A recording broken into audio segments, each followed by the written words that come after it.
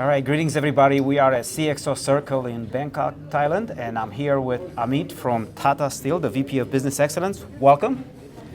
Now, Amit, when you walk through a plant, how can you tell the reliability is part of the culture, that everyone feels responsible for keeping things running well?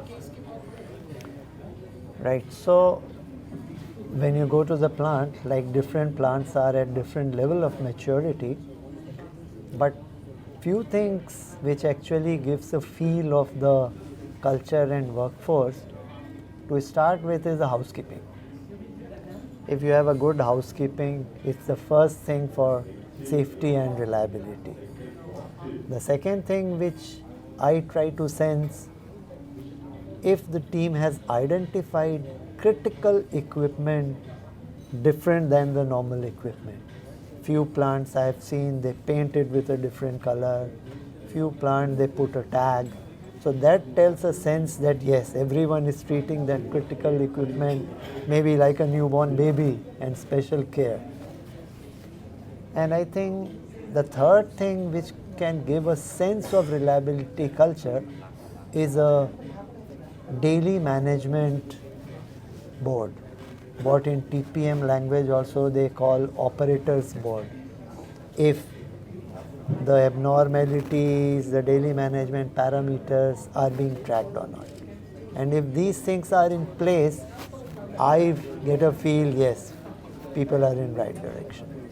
Great insights there. Now, can you share a moment when a digital insight connected system exposed something that traditional plant practices would have missed? And what changed because of it? Yeah, so I can just share one of the real example. Close to 4 years back, like we have electric arc furnace and it is run by a transformer. In one of the transformer, we had already implemented online monitoring of the transformer gases. Suddenly it started showing increasing trend. Normal practice is every year once you check the gas level in the lab. But here now it's online every second, every minute. And when we found that was the first experience, we also did not know what to do. But beyond a point, finally we took a decision that based on our knowledge, we will check few things. And finally we found we could avoid a very big outage. I can say close to 3 to 4 months of outage could be avoided because we could find some wearing of a component which could be changed in 3 days. Now that was the first instance when everyone in the team could see the power of equipment talking to you. And then if you ask me what changed, creation of a success story is something which changed the thinking of people. Got it. So again, Tata is present in a lot of the locations, including Cleveland, Romania. I've seen it everywhere. We're here in Thailand today. And in steel industry, such things where every second of downtime costs thousands. How do you decide where digital investment truly create value and where they just add complexity?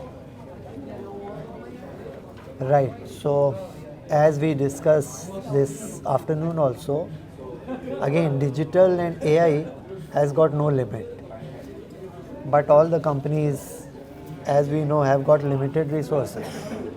So the starting point, what we have adopted for those critical equipment, where first of all, repair is not so easy and it takes longer time. Secondly, keeping a spare for that is not feasible because of very high cost. And based on that, we identified a set of critical equipment and we started the digital journey with those. Regarding complexity, I don't think I have seen any such instance where it creates complexity. So we are working on most critical one and now going to the next level slowly. Got it. Thank you for that. Now, Tata Steel and Infinite Uptime, we're here at an event sponsored by Infinite, share a strong focus on reliability through digital innovation. From your experience, what makes a partnership like this successful in turning data into meaningful operational outcomes, as you've seen this afternoon with closed loop feedback from the end user? Yeah, right. So in fact, we had few discussion with Karthik and your team of Infinite Uptime. Going forward, if you ask me as a partner, the first expectation, how can we take now these discussions to the board meetings? How can this system and Infinite Uptime can create a business case that we start discussion at the meeting board of director? So few things which is in my mind. Number one, the integration of this equipment health with process parameters, which I think already it has started.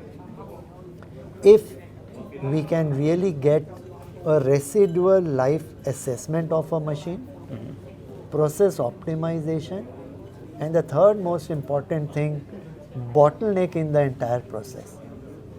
If Infinite Uptime can really work on that, I think in future this partnership can really grow well.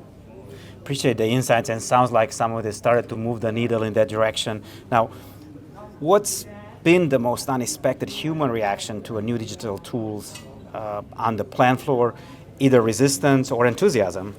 And what did that teach you about driving change in an industrial environment? So I don't say it will be unexpected, but it was expected. When we first introduced, the normal reaction, two were very prominent. One, we have been doing it offline, testing, plant maintenance. Why do we need another set of equipment to monitor the same? So that was expected. But as I said, once a success story is created, everyone understood. And coming to enthusiasm, I have already talked about one particular example. In similar manner, there have been very small success stories which is now driving the team, and they are now coming to senior management to go ahead for approval. So now it is the other way around. Initially it started with some push, but now it's the other way around. Enthusiasm is becoming visible. And it's a great segue into my last question for you. I mean, if you could give one advice to the industrial leaders starting their digital reliability journey, what should they focus on first to see the real business outcome, not just the dashboards? Okay, so if you say anyone is starting the digital journey, so I will just take one simple example. When we go to a country where the language is spoken is different, the communication cannot start unless you have an interpreter or a translator. Same thing is true for any digital journey. Right. You have to listen to what machine is telling. So the very first thing is sensorization. Sensors will translate your machine language to what you can understand, and then identify the most critical equipment in the overall business opportunity where you can see a quick win. If these two are done well and you start creating a success story, then the medium and long-term plan will fall in place on its own. Amit, thank you so much for sharing your insights. And if you're in the audience and have questions for Amit or somebody on his team, feel free to leverage the hashtag on the screen and we'll make sure that the questions get answered. Thank you so much. Thank you.